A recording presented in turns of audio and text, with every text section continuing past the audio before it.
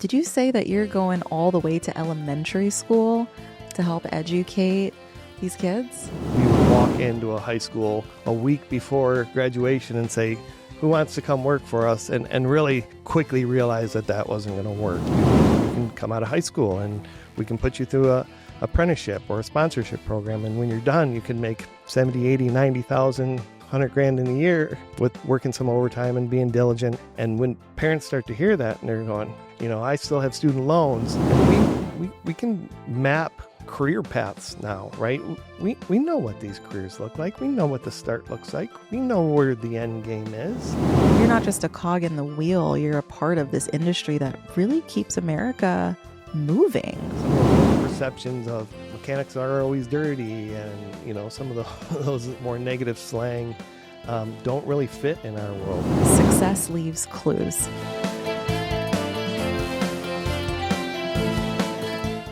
This is one of my favorite topics, honestly, because every time I talk to someone, they're so passionate about it. So we're in the studio today with Kenny Meerschaert. Yes. Kenny Meerschaert. He's the Regional Operations Director for Michigan CAT. Kenny, welcome. Thank you. I'm very excited to sit down with you here at HDA Truck Pride, and we're talking a little bit about workforce development. And I heard, little birdie told me that you were the recipient of not one, but 2 awards here from HDA Truck Pride. So tell me a little bit about those. Sure. One of our parts persons, John Hahn, spent time in the HDA University going through different modules, spent a bunch of time. He was actually one of the highest learners in the HDA University last year. And as a company, all of our learners put together as a percentage were one of the highest and that highest users of the HDA University last year. And what does it mean to be one of the highest learners? Overall, it was an opportunity to go through the classes, go through the university. But from our standpoint, a company, it's a development process that we've been using to supplement training that we don't have within house. It's a lot of good information, a lot of bumper to bumper for the on-highway business, and just an overall, it's been a good experience for our on-highway personnel. So continuous learning and education seems really important to Michigan CAT. Tell me why. I think the why kind of lends itself to a little bit of a history lesson, and we had to learn that the old ways of doing business, the old ways of recruiting technicians and parts personnel just really weren't working for us. If you go back in time to the recession in Michigan, 2007, 2008, 2009, that was at a time when we were actually looking to maybe reduce our overall head count.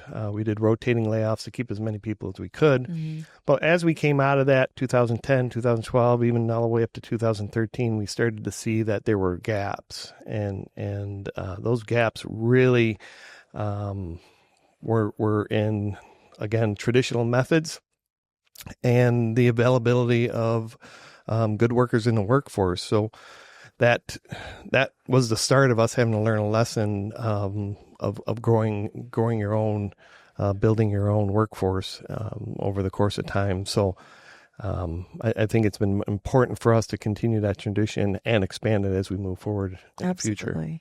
I mean, one of the biggest things that we hear throughout the industry, no matter what segment, is that we have a workforce issue. We need more qualified technicians. We need more people who are interested in the industry to take over these businesses. But you guys have taken a really personal kind of stance in the workforce development arena. And from what I understand, you're really hands-on in those programs. So I want to dig really deep into it because some of the things that you were sharing with me were absolutely fascinating.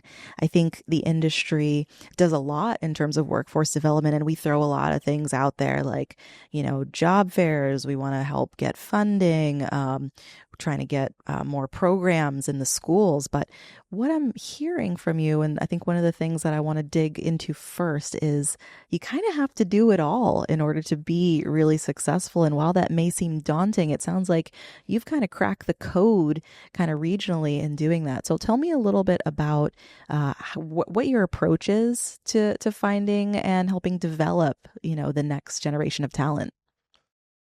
Yeah, I think that's a great question because in the past, if we were, I guess we first have to start with that again. That traditional workforce just isn't out there, right? If you have somebody that's walking through your door with 20 or 30 years of experience, there's probably a little birdie in the back of your head wanting to ask, why are you here? Why are you not working? Why have you left a job? And sometimes there's good reasons. People are moving back to Michigan to be with family or whatever. But it's typically, because people have good jobs and there's not that many. So as we realized that there wasn't a Calvary over the hill, we weren't putting up postings on Indeed or in the local newspaper or what have you, and having 100 people apply anymore. We really kind of started to go towards how do we find somebody young, somebody we can help create a culture with. And like I'm sure a lot of people do, we would walk into a high school a week before graduation and say, who wants to come work for us? And really quickly realized that wasn't going to work. Mm-hmm. There was a lot of changes in the schools over the years. Near our area, there was some of the shops went away, or some of them were mothballed. The classes weren't there. There wasn't the interest from the students. There was a big push for college prep. And so that created this first wave of this gap of employees.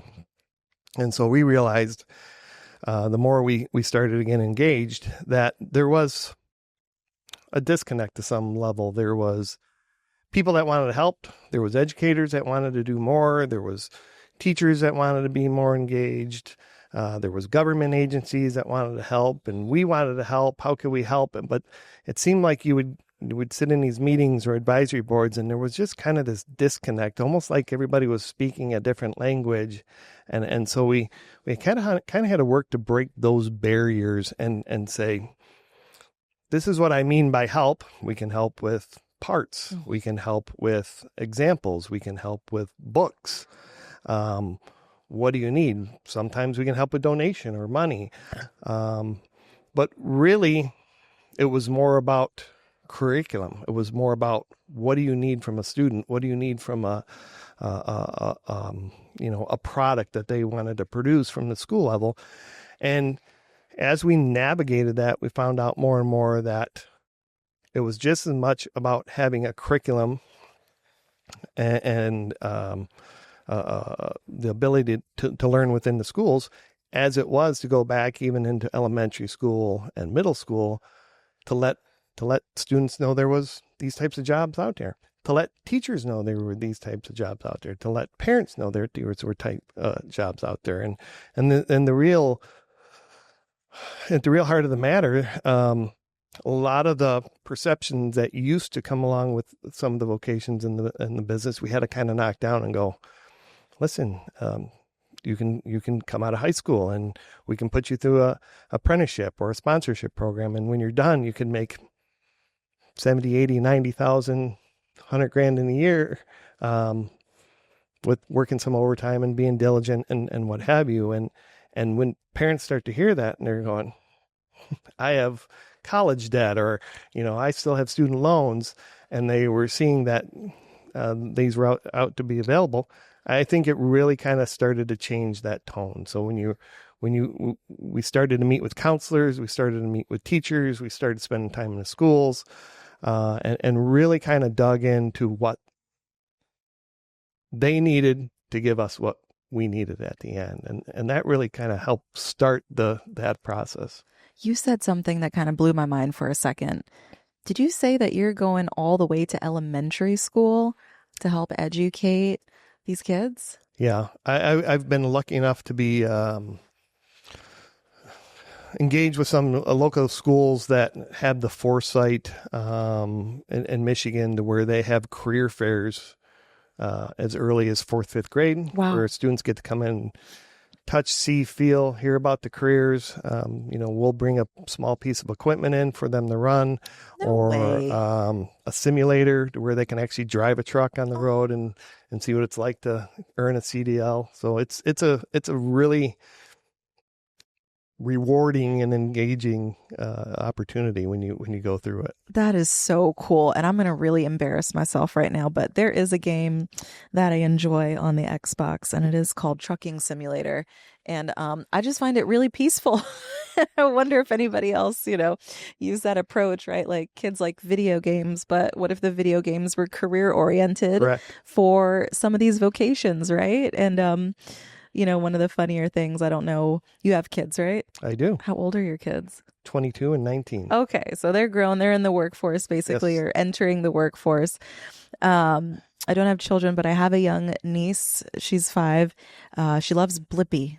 I don't know if you know what Blippi is. I do not. Okay, it's a good thing because there are some parents listening going, "Oh God, yes, Blippi." But she loves Blippi. I don't know much about like what children are watching these days, but she watches this, and I decided to take her to a Blippi show. And during the show, I was very pleased and surprised to find out that this children's character was singing a song about working in the trades and vocations, and how when you grow up, you could drive a garbage truck, you could work in construction, and he's got all these vehicles on stage. And I thought, I have not seen a children's character do this. And I thought it was such an amazing thing. And I thought, well, you really do have to kind of start them young, as we joke about, in order to, really help increase their awareness of all these other jobs that are out there. So it's interesting to hear it from someone who's worked so hard on these programs that, yeah, you really do have to go to the elementary school. Like, is high school too late? Traditionally, go back in time when you, like I said, we would go into the high schools and you had a lot of perceptions and preconceived notions, and you were giving maybe this student might work with you, right? And we took a lot of those students and were able to work with them because they were good people, but it wasn't maybe necessarily by their choice. They were maybe lost, didn't know what to do, and we worked with them and so forth. But giving children that opportunity to see what's out there and available to them, I think it gives us a far greater expanse of opportunity than what you've had in the past. I think when I come through school, right, we took a little test, said, oh, you were either going to be a fireman or you're going to be a policeman or whatever. And I think maybe those were good to start get you guided down the road. But really, now we're starting to see when they had that opportunity, even within the vocations, right, we would go into school, and maybe if a normal school size of a graduating class of 200 or so, we were looking for the 10 or 15% of the students that might want to go into vocation or might be interested into it. And a couple things happen, right? I'm going in, the bricklayers are going in, the electricians are going in, the construction people are going in. So we're fighting for that 10 or 15% on 200, right? So we're looking for 20 kids basically. Right. And I wanted the best one out of that group, and really kind of quickly learned that that wasn't going to sustain himself, right? And you start to meet people. I've got on advisory boards. I'm on steering committees and stuff like that. So you meet the people, and now I wasn't in just selling Michigan Cat or the on-highway business. I was selling the vocations, and so maybe I would go in and get 1 or 2 people before, and 50% of the time it might work out. Now I was going in and had the capacity to find 5. Wow. And then I was getting 3 out of it because you were selling vocation as a whole, right? So, and then, you would, those other vocations would start to return the favor, going, hey, I got somebody to come to me that I don't think he's going to be an electrician, but he seems really technical and wants, work on engines or something like that. So yeah, it's about that connection. It's about using those resources, helping the schools understand, helping the children understand, helping the government understand, helping the parents understand, right? And getting everybody on the same page. We all want to do the same thing. Yeah. Right. We're all trying to go in that same direction, but it's been, like I said, it's been an interesting little bit of an uphill climb, but I think we're starting to roll pretty good now. Starting to chip away at it. Yeah. Absolutely. One of the other things I was thinking about, so we try to make or showcase how appealing this industry really is, because every single person I talk to on this podcast, every single person I meet at an event talks about how much they love this industry. And once you're in it for life. And I wonder how do we communicate that to this younger generation, right? We talk about, how do you make automotive sexy? How do you make heavy duty sexy? How do you make on and off highway a sexy career, right? When kids today want to, when I was coming up in school, it was like, oh, I really want to work for Facebook, or I want to work for Google, or I want to work for Amazon. Now, they want to be a social media influencer, be a content creator, like do all these like really quick, fast ways to make money, gain influence type jobs. It's so interesting. And one of the things you mentioned was salary, right? Like we have really appealing salaries if you put in the work. Mm-hmm. Are there other factors or things that you think make this industry really appealing that we haven't done a good job communicating, or we could do a better job of communicating? So maybe actually going back to the development itself, when you really start to put something together, right? It's kind of that grow it and then show it, Mm-hmm. right? Maybe if you go back to a little bit of my farm roots, that you would plant a patch of pumpkins or something, and then you want to go to the local fair at the end to show what a great job you did. But similar to that, as far as the development of people and the opportunities, you bring things in, and we can map career paths now, right? We know what these careers look like. We know what the start looks like. We know where the end game is, and where people want to drive towards, whether it be owner operators or owners or single owner businesses and stuff like that. And it's all starts with those foundational things, right? Used to kind of focus on the money when I was talking to parents, going, look, you can make really good money and you can get really good benefits. And the more time I spend, that's maybe that first kind of hook, but then they want to know, well, what is the career like? Right. What can I do? Right. And get back to some of the core values that we exhibit in this business as a whole, Mm-hmm. and in the individual businesses. The some of those old perceptions of mechanics are always dirty, and some of those maybe more negative slang don't really fit in our world. Technicians and owner operators and the whole network itself, managers and stuff. Really, those opportunities and those career paths that we're now engaged in mapping out, I think, are more interesting than anything else to people, because they're like, I can see where I'm going to be at in 5 years, right?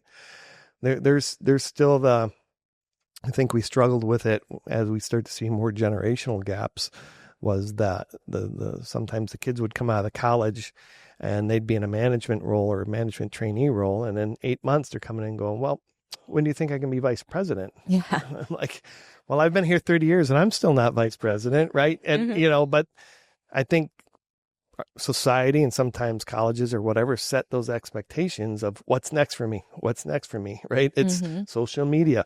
What click is next, right?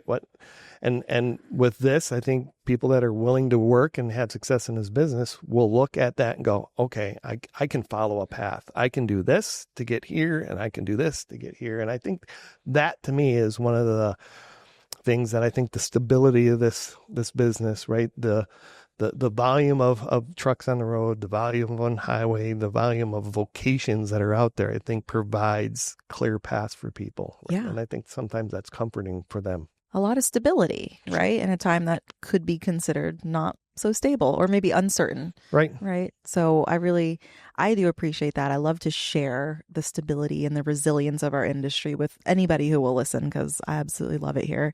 And one of the other things I think about, you talked about core values, and I wonder if our impact is part of the conversation in talent development, right? Like, you're not just a cog in the wheel, you're a part of this industry that really keeps America moving, right? Like, dumbing it down to like, well, you're not going to get groceries unless these trucks are on the road, or Yeah.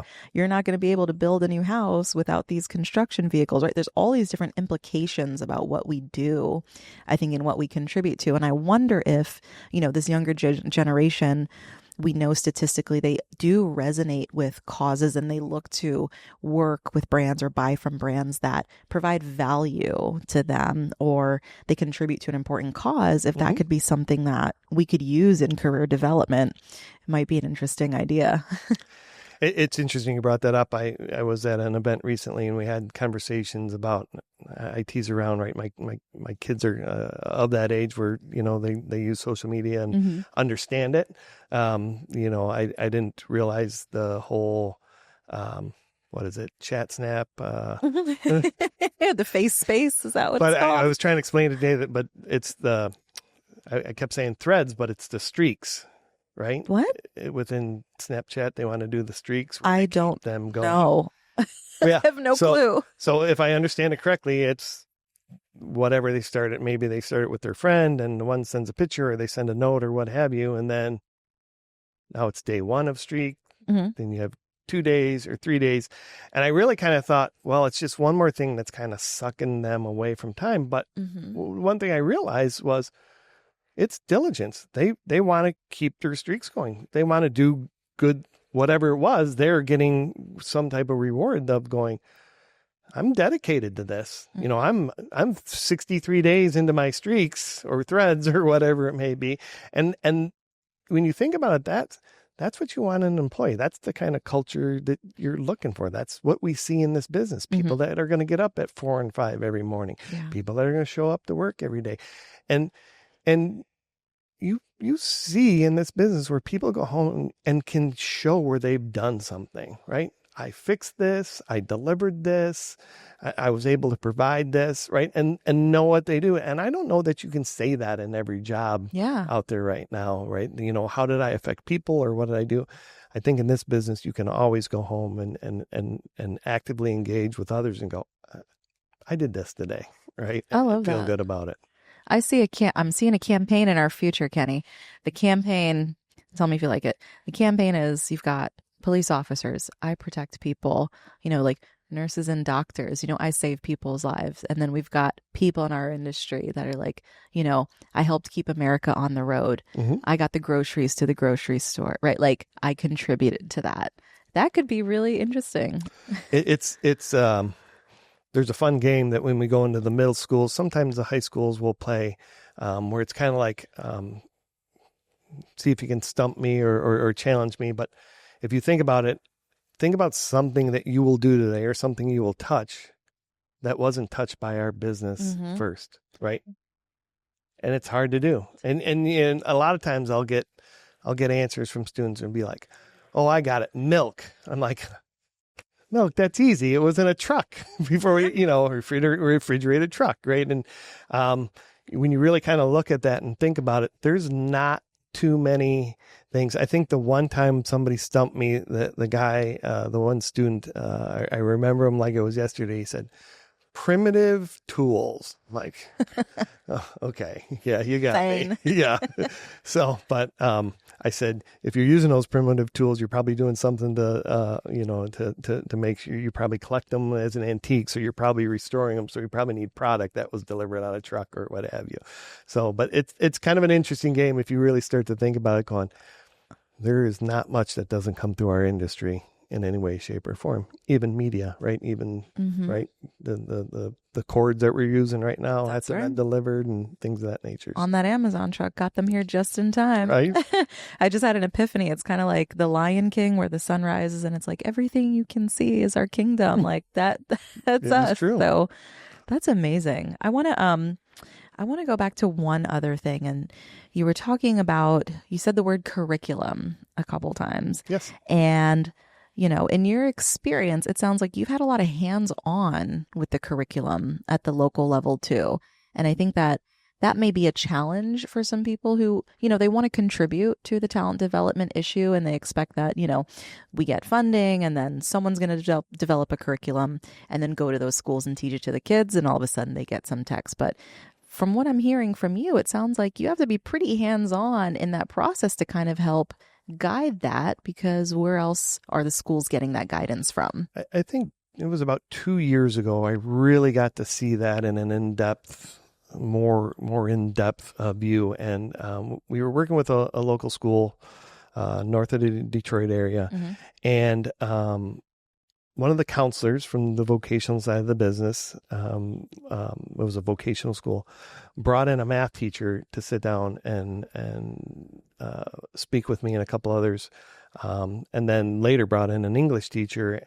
And they had the foresight to say that the normal English curriculum that was there, that maybe from the state or what was kind of standard, wasn't matching up with the skills that the vocational kids were using, right? Mm-hmm. So simple construction math, right? How to use, how to cut and use a 16th and understand how to use a ruler, right? And how to take the stuff that they will be using in the future in their day-to-day and incorporate it into the lessons, incorporate it into the story problems.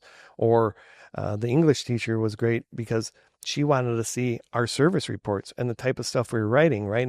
And so we provided that, and she created her classwork. We're still meeting that curriculum for their English class, but created that classwork that lended credibility, that was allowed for the interest from the student to go, okay, I do want to talk about the engine I repaired today, right? And we're able to tell that story. So, believe it or not, we still see that as probably our two biggest struggles with employees even today. You would think in the today and the age we are at that people wouldn't have math or writing issues, but it's still an issue. And right, and you think about telling that story to a customer. Mm-hmm. Customers want to know what we did to their vehicles, what they did to their trucks, right? And document that and have that history of it. So it's going to get better just by breaking down those barriers and not having some rigid standard, having something that fits that product that we're all trying to produce. Yeah. And when it comes to the curriculum itself for the trade, right? Like, you've been contributing to that as well. I mean, what was that process, right? Like, if someone asked me, hey, how would you, teach a high school kid how to do X, Y, Z, I would really struggle to figure out like where to start. What are the foundations? How much or how little do they need to know? In what order, right? Like, developing that versus how you learned and how you were brought up through the industry. I mean, how did that differ? Where did you start? I think I had an opportunity that maybe most don't have. My kids were at that age, right? They were kind of coming up through school when a lot of the stuff was coming on. My kids were in middle school and maybe just starting. My daughter might have been starting high school at that time. Really kind of got engaged with the schools itself. I started getting on a lot of different advisory boards, 4 or 5 different school districts. Became friends with even some of the superintendents. My wife actually became a school board member. So I was really exposed to a lot of the educational needs and systems. And I think that allowed for me to go in and have those conversations that drove towards an end game, drove towards a product that wasn't just a certificate. And when I say product, maybe that's a bad choice of words, but having a student that's had a fulfilling opportunity in their educational system that is driving them towards something that they want to do, right? I think a lot of times you pick easy ones like nurses, you got to have a certificate. My son's actually working towards being a nurse. My daughter's working towards having her speech pathology degree, right? So those are things that you kind of know what your paths are when you have to go. But with some of the other ones that you don't necessarily need a certificate for, what does that look like? And you have to start with the end game to know, I like a good person, right? Start with the culture piece, right? Which sometimes the schools have to help teach as well. And then work towards the skills and education they need, and then back into that, right? And then you can have the conversation going, this isn't going to work for them. We need maybe a little bit more shop, or we need a different math or English, curriculum that helps for that applied learning. Absolutely. I just find this all so fascinating because I think one of the takeaways that I'm getting from this conversation is that we need to be a lot more involved than we think in order to foster the future of the industry, right? Like if you have the passion, make the time for it. I think Marty, he's our friend at the education. He heads up education at HDA Truck Pride. He's fantastic. You know, he said an analogy to me earlier, and again, it blew my mind because it's so simple, but he goes, plant the tree.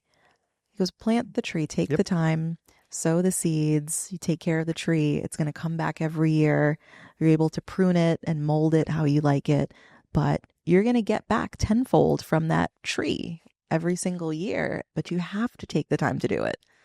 Yeah, I totally agree.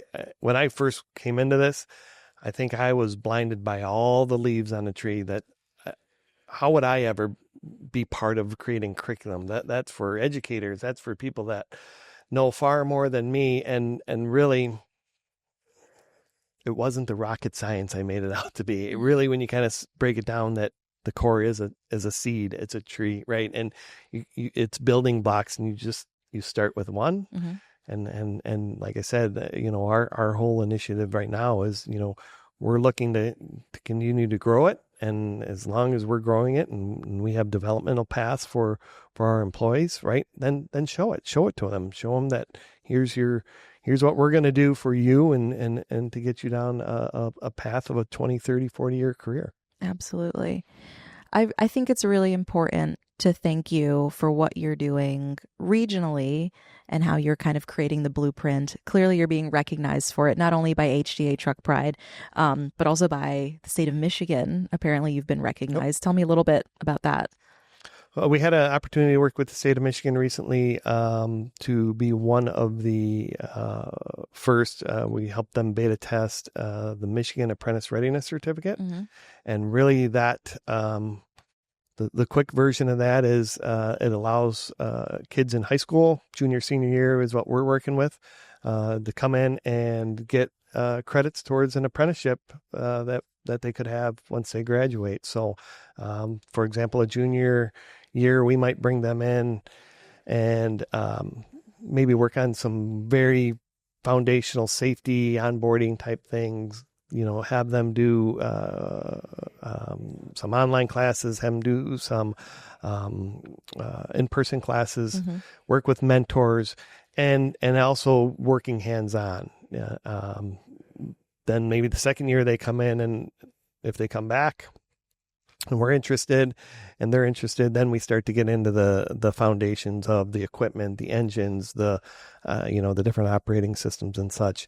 And so I think for us, a lot of things happen there. One, we get to see the employee, right? Are they somebody we want to invest a future in before we get too deep? Maybe. Right. Maybe they think they want to be in this business and come to find out once they're in it, they don't, right? So we're finding that out when they're 16, 17 years old. Wow. We haven't had too many people that haven't want to stay. So then you take to the next step. Can they learn the business, right? And so now we're really 2 years in of seeing who they are as people. Mm-hmm. Do they match our culture? Do they match our business? And then do they have the capacity for growth and development?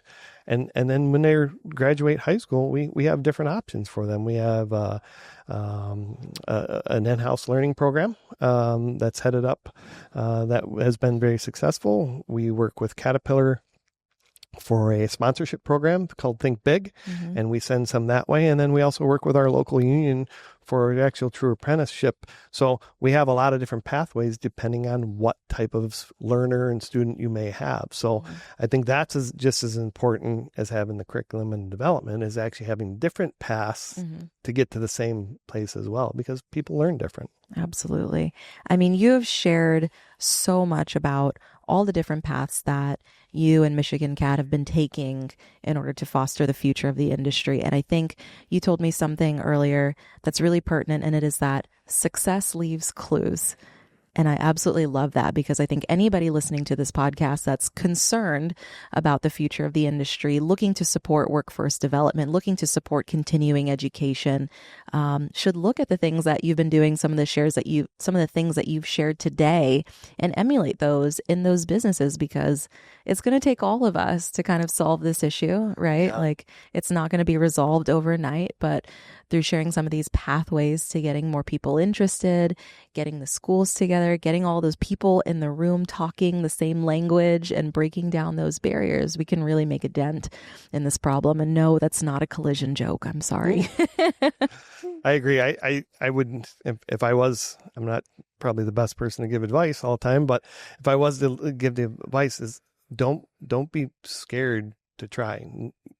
You as business owners, the people that are out there that are looking for employees, you know what you want, you're looking for. And if you know, and you can paint that picture, and then you can start to work backwards and find good partners like HDA, partners like schools, like vocational schools.